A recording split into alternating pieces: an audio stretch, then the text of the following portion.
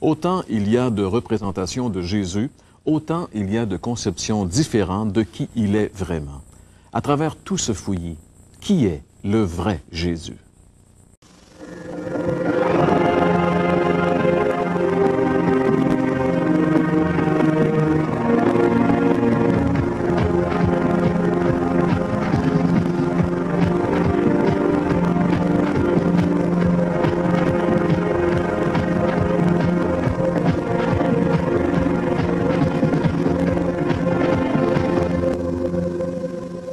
Mesdames, Messieurs, bonjour et re-bienvenue à l'émission L'heure de la bonne nouvelle. Encore une fois aujourd'hui, nous allons vous inviter à venir avec nous dans l'aventure merveilleuse de découvrir le plus formidable personnage qui ait existé et qui nous ait visité, le Seigneur Jésus-Christ. Et pour ce faire, j'ai avec moi mes collègues François Fréchette. Bonjour François. Bonjour Jean-Pierre. Ainsi que Gaston Jolin. Bonjour Gaston. Bonjour Jean-Pierre. Il faudrait peut-être rappeler à nos amis que nous sommes très heureux de recevoir leur courrier, puisque déjà depuis quelques semaines, on est là, puis les lettres ont commencé à entrer, et particulièrement, on a invité les gens qui avaient des questions sur ce qu'ils ont entendu ici, des choses peut-être qu'ils ne comprennent pas, ou des sujets sur lesquels parfois ils aimeraient avoir plus ample information. Ça nous ferait toujours plaisir, bien sûr, de répondre à toutes ces questions. Vrai. Aujourd'hui, Gaston, on veut parler d'un aspect de Jésus qui est peut-être l'aspect le plus connu et qui identifie le mieux Jésus, c'est-à-dire son amour. Oui, aujourd'hui, on va parler de l'amour de Jésus. Tout d'abord, dans notre société, l'amour, c'est très souvent conditionnel. C'est souvent conditionnel à certaines valeurs. Par exemple, il faut être aimable, avoir quelque chose à offrir, quoi. C'est conditionnel aussi à l'apparence. Il faut être beau ou belle. Puis pour d'autres, bien, c'est conditionnel, sans doute, au niveau de l'intelligence. C'est pourquoi il y a beaucoup de gens qui se sentent rejetés parce qu'ils ne répondent pas vraiment aux normes établies dans notre société contemporaine, quoi. Et puis, je pourrais citer un exemple. Dès l'automne passé, il y a seulement quelques mois, une belle jeune fille de 16 ans, par exemple, qui avait la difficulté avec ses cours à l'école, hein. Et puis les parents, bien sûr, elle voulait travailler à la ferme, bon, et puis les parents exigeaient qu'elle continue l'école pour finir son secondaire. On l'a trouvée, finalement pendue dans les rangs. C'est tragique. Alors, être aimé puis accepté sont des besoins humains fondamentaux aussi bien que le manger puis le boire. Même ceux qui sont comblés par la nature, là, hein, bien, très souvent, c'est eux qui vivent, puis ils font l'expérience de ce manque d'amour. Puis la chanson « Pourquoi le monde est sans amour » par Mireille Mathieu, dans les années 70, ça caractérise vraiment notre société, même présentement. Alors, on pose la question, peut-on connaître vraiment l'amour véritable dans notre monde, dans notre société, et puis, ou bien c'est réservé seulement pour ceux qui rêvent. Bien alors, je crois qu'on peut vraiment découvrir puis connaître l'amour de Jésus. Et c'est de ça, justement, qu'on a besoin aujourd'hui. Et puis, c'est notre ami François, hein, qui va justement développer ce sujet, puis nous en parler dans quelques moments. Vous aimeriez approfondir les réflexions proposées dans cette émission?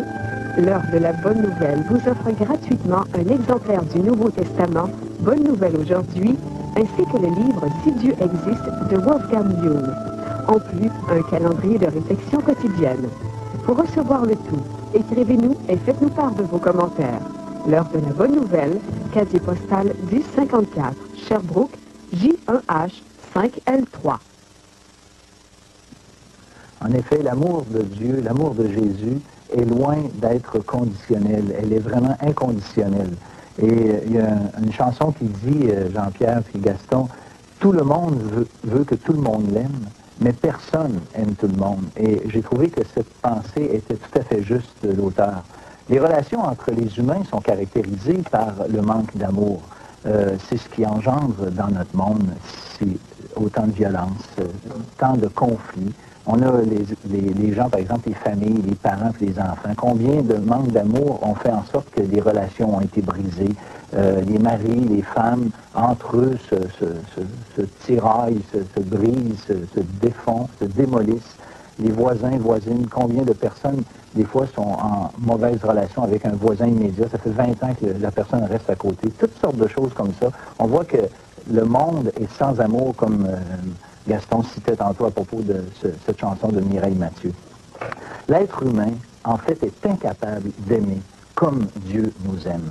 Et Dieu nous aime d'une façon tout à fait inconditionnelle. Dieu nous aime tel que nous sommes. Et c'est ça qui est merveilleux. Et c'est difficile pour l'être humain même de concevoir l'idée que Dieu nous aime, même si on n'est pas aimable. Et j'aimerais prendre l'exemple de deux montagnes dans la Bible qui nous manifestent et qui nous montrent un peu le contraste. Le Sinaï, une montagne dans l'Ancien Testament, et Golgotha, une montagne dans le Nouveau Testament. Deux montagnes qui, à première vue, semblent se contredire l'une l'autre dans leur signification. La première montagne, c'est le Sinaï, là où Moïse a reçu de la part de Dieu les commandements, ce qu'on appelle la loi de Moïse communément. Et c'est là que Dieu a fait connaître ses exigences.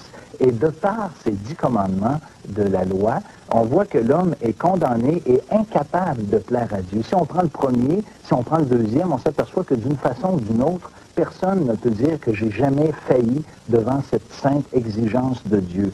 Et ça nous condamne, ça condamne l'être humain. Par contre, le mont Golgotha, c'est une autre montagne, mais avec un message tout à fait différent. Différent parce qu'il est complémentaire sans être contradictoire. Golgotha, ou si vous voulez, mieux connu sur le nom de Calvaire, c'est la montagne où le Christ a été crucifié. Et c'est là que l'amour de Dieu a été manifesté d'une façon très particulière. En fait, l'amour de Dieu à Golgotha a rencontré la haine des hommes.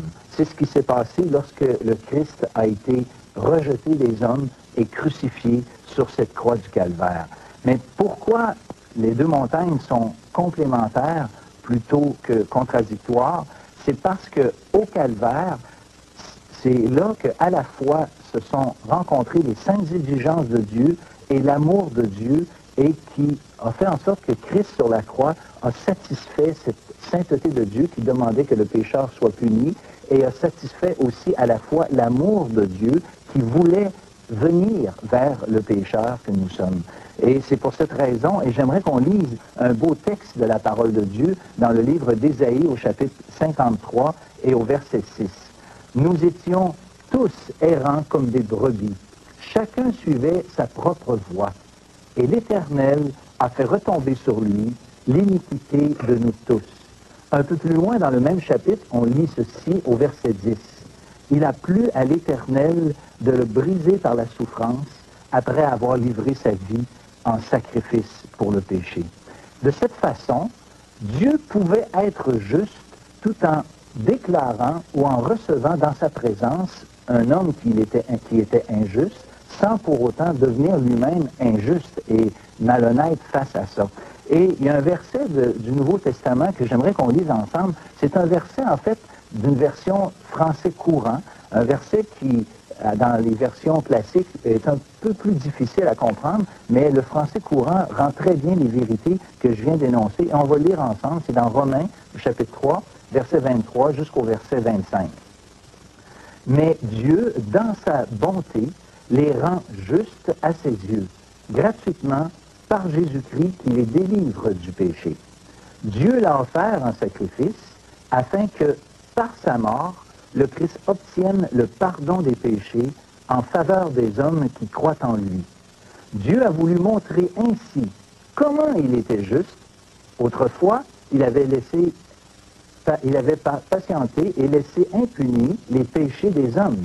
Mais dans le temps présent, il montre comment il rend les hommes justes à ses yeux, car il veut à la fois être juste et rendre juste tous ceux qui croient en Jésus. Ainsi, voyez-vous, Dieu reste juste tout en faisant comme une certaine injustice en pardonnant le pécheur. Il ne réclame pas que le pécheur paie sa propre dette, mais parce que Jésus-Christ l'a payé à sa place, ainsi Dieu peut rester juste sans réclamer le prix qui, normalement, devrait être payé à cause du péché. Et c'est pour ça que l'amour de Dieu peut se manifester envers toutes les personnes, peu importe, et le fait que Jésus nous aime malgré notre indignité. J'aimerais lire un autre texte de la parole de Dieu qui dit ceci. « Car nous aussi, nous étions autrefois insensés, désobéissants, égarés, asservis à toute espèce de convoitise et de volupté, vivant dans la méchanceté et dans l'envie, dignes d'être haïs et nous haïssant les uns les autres.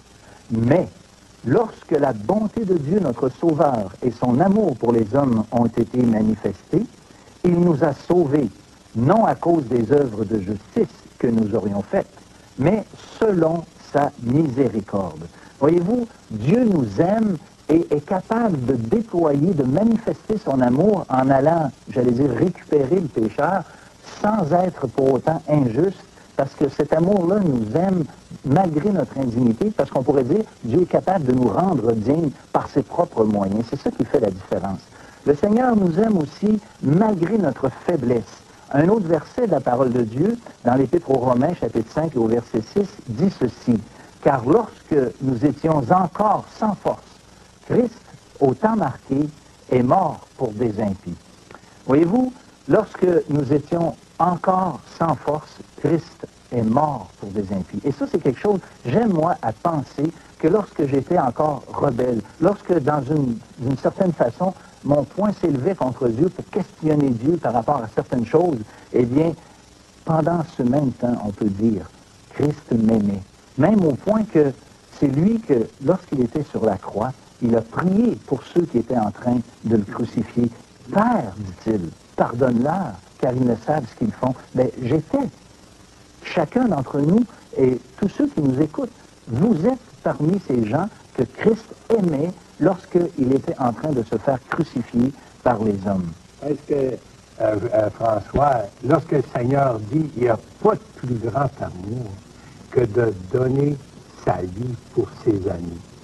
Et dans le cas du Seigneur Jésus, justement, comme tu nous le présentes, lui a donné sa vie pour nous qui étions par nature ennemis. Exact. C'est le langage de la Bible. C'est exactement ce que la Bible dit. Ça va beaucoup plus loin que donner sa vie pour ses amis. C'est déjà pas facile. Mais lui, il l'a fait pour ses ennemis.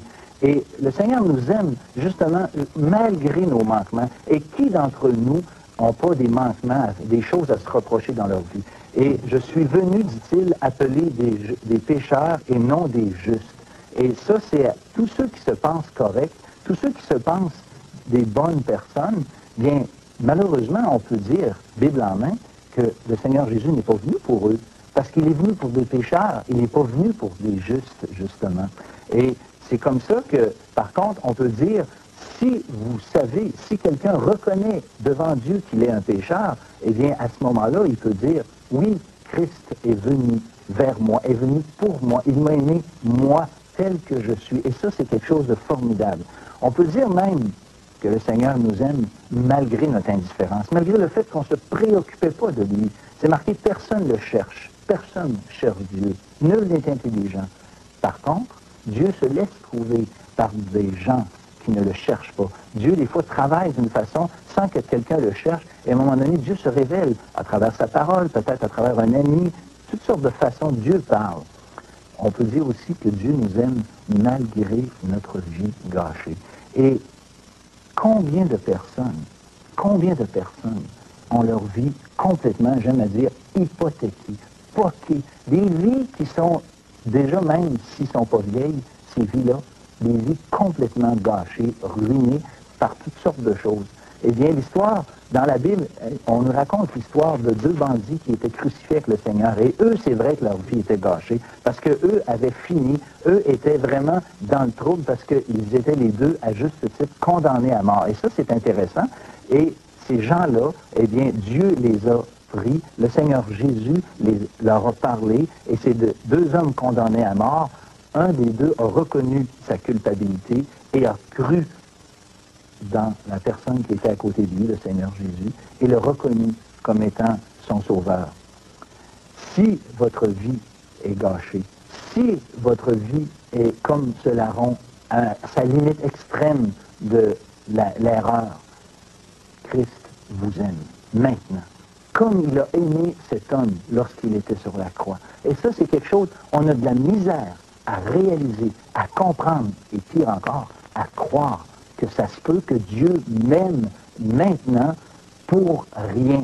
Parce qu'il m'aime, parce que Dieu est amour. C'est la seule raison pourquoi Dieu nous aime. Pas parce qu'on est aimable, mais parce que Dieu est amour. Ça veut dire, François, que peu importe comment creux une personne peut avoir dans le péché, Dieu l'aime et Dieu peut le relever. Ben, j'ai un autre exemple, Gaston, exactement comme ça. Il y a l'histoire de cette femme dans l'Évangile qu'on a fait allusion dans les semaines passées, qui avait commis l'adultère et qui, elle, était maintenant condamnée à mort par ses pairs. Et on voit que, à la grande surprise de cette femme, le Seigneur Jésus ne l'a pas condamnée, il l'a laissé aller. C'est pas parce que le Seigneur Jésus a approuvé son péché de quelque façon que ce soit. Loin de là, loin de là. Mais le Seigneur Jésus l'a aimée et a manifesté son amour envers elle. Et l'amour de Jésus pour cette femme a été ainsi satisfaite lorsqu'il a pardonné cette femme, mais tant qu'à la justice que Dieu ou que le Seigneur Jésus aurait dû manifester envers elle en condamnant cette femme, eh bien, plutôt que de la condamner, le Seigneur Jésus, dans les semaines, dans les mois qui allaient suivre, allait prendre son propre péché sur son propre dos devant Dieu pour subir le châtiment que elle, cette dame, cette femme, aurait dû avoir. Et c'est ça l'amour de Dieu. C'est pas un amour qui dit « je t'aime beaucoup, puis j'aimerais ça que ça aille bien dans ta vie », mais c'est un amour qui a prouvé, il y a un beau verset dans la Bible qui dit « Dieu prouve son amour en ce que lorsque nous étions encore des pécheurs », ça veut dire lorsque je vivais encore dans le péché, comme j'ai dit tantôt, lorsque peut-être mon poing montait vers le ciel, Dieu m'aimait et il s'est révélé, et c'est ce péché-là que le Seigneur Jésus a pris sur son dos. L'amour de Dieu, François, c'est tellement extraordinaire, c'est tellement différent d'ailleurs que de l'amour que même, comme tu l'as dit, le meilleur des personnes pourrait avoir envers une autre, que même à l'époque, les auteurs du Nouveau Testament ont dû même inventer un nouveau mot pour identifier cet amour, le mot agapé, qui parle d'un amour, justement un amour qui se donne, un amour qui est extraordinaire. Il y avait déjà des mots, les mots eros pour l'amour sensuel, il y avait le mot philéo pour l'amour filial, l'amour, d'ailleurs, après, dans la plupart des cas, ça s'arrêtait à ces mots-là, l'amour, mais le mot agapé venait donner une dimension nouvelle à l'amour. Et ça, c'est un amour qui devrait vraiment stimuler tous nos auditeurs, parce qu'en réalité, c'est un amour qui n'exclut personne. C'est ça, il n'y a personne. Et comme je dis, je pense que le cœur humain a la difficulté à réaliser que Dieu nous aime comme Dieu nous aime. Et c'est un amour gratuit dans le sens qu'il ne nous demande rien. D'ailleurs, si on aimait, si les hommes s'aimaient comme Dieu nous aime, bien, il y aurait jamais on réclamerait jamais la vengeance, on réclamerait rien, on aimerait gratuitement. Et même les hommes et les femmes, s'ils s'aimaient entre eux comme Christ nous a aimés, d'ailleurs, la Bible nous dit de nous aimer de cette façon-là, bien, ça, c'est la réussite même d'un mariage, imaginez. Fait que, on comprend comment Dieu nous aime, et j'espère que nos auditeurs le réalisent d'une façon que, jusqu'à maintenant, ils n'ont jamais réalisé, malgré tout ce que vous êtes, malgré votre péché, malgré tout ça, le Seigneur Jésus nous aime. Maintenant, il y a une question qui doit être posée. Qu'est-ce que je vais faire de cet amour? Parce que c'est bien beau que Dieu nous aime, que Jésus nous aime sans condition, tel que je suis, tel que nous sommes. Mais qu'est-ce que je vais faire? On doit répondre à cet amour. Et dans quelques instants, on va entendre et comprendre comment on doit faire pour recevoir cet amour, être au bénéfice de cet amour, pour avoir enfin le pardon de nos péchés et que nous puissions recommencer à zéro, en fait, une existence qui jusque-là, peut-être, a été tellement loin de ce que Dieu a voulu.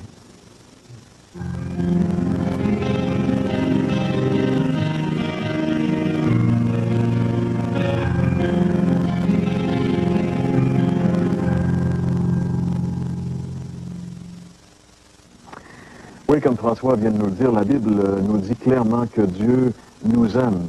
Et la Bible va même plus loin en nous disant que Dieu prouve son amour envers nous, en ce que lorsque nous étions encore des pécheurs, Christ est mort pour nous. Si nous voulons vraiment saisir combien Dieu nous aime, nous devons nous tourner vers la croix du Calvaire où Christ est mort il y a 2000 ans. C'est là que Dieu prouve son amour pour nous. Et lorsqu'on contemple cette croix, est-ce qu'on peut vraiment rester de glace devant tant d'amour manifesté? Quand on contemple cette croix où, par amour pour chacun d'entre nous, le Saint-Fils de Dieu a accepté d'être humilié et abaissé au rang d'un vulgaire malfaiteur. Quand on contemple ce noble front percé de ses épines de moquerie, ses mains qui ont fait tant de bien percées de ses clous rouillés, quand devant ces rires moqueurs et toutes ces railleries, on entend cette douce voix dire « Père, pardonne-leur, car ils ne savent ce qu'ils font. » Quand on sait que c'est sur cette tête innocente que les péchés de toute l'humanité ont été déversés et qu'il a accepté volontairement ce châtiment horrible afin que nous ayons la paix. Peut-on froidement tourner le dos et oublier? L'amour de Jésus manifesté à la croix pour chacun de nous ne peut rester sans réponse. Un tel amour exige une réponse. Quelle sera votre réponse?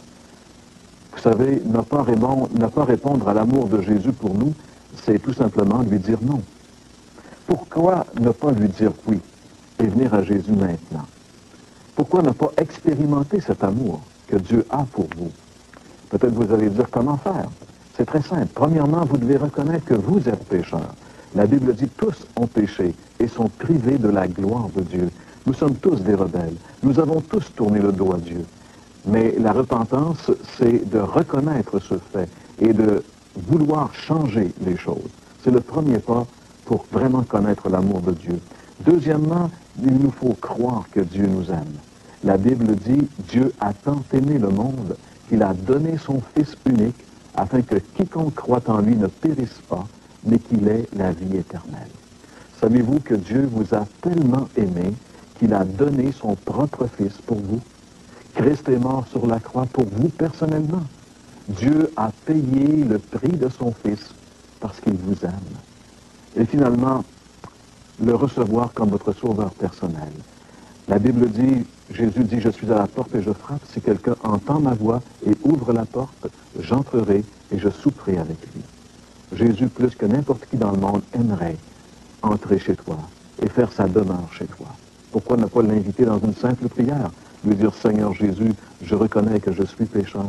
Je te demande pardon et je te reçois maintenant comme mon sauveur et mon Seigneur.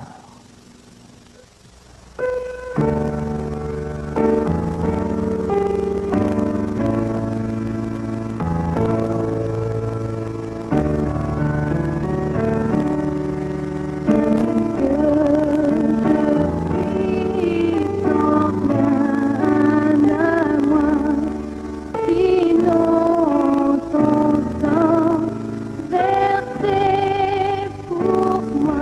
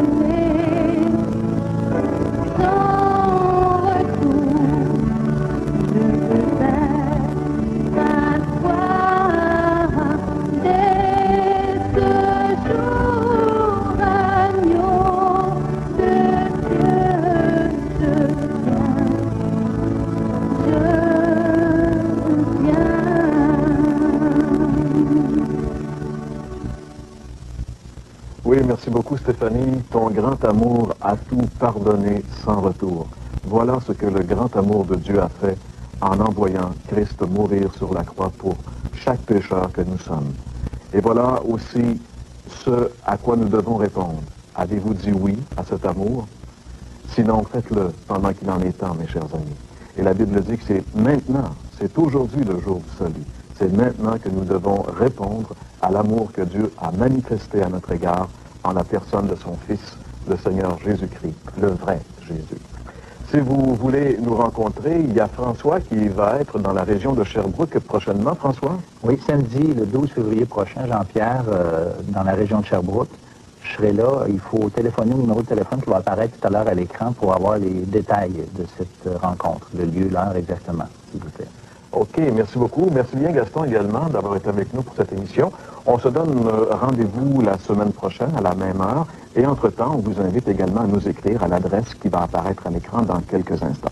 Passez une bonne semaine et nous vous convions à être de nouveau avec nous à l'heure de la bonne nouvelle la semaine prochaine. Pour poursuivre votre réflexion, nous vous invitons à un déjeuner de l'espoir organisé à travers la province. Téléphonez au 1-877-LESPOIR, c'est-à-dire 1-877-537-7647 pour connaître les détails concernant l'endroit, la date et l'heure pour votre région. Notez, ces déjeuners ont lieu dans des endroits publics et vous sont offerts gratuitement. Vous aimeriez approfondir les réflexions proposées dans cette émission? L'heure de la bonne nouvelle vous offre gratuitement un exemplaire du Nouveau Testament. Bonne nouvelle aujourd'hui, ainsi que le livre Si Dieu existe de Wolfgang Buhl. En plus, un calendrier de réflexion quotidienne. Pour recevoir le tout, écrivez-nous et faites-nous part de vos commentaires. L'heure de la bonne nouvelle, case postale 1054, Sherbrooke, J1H 5L3.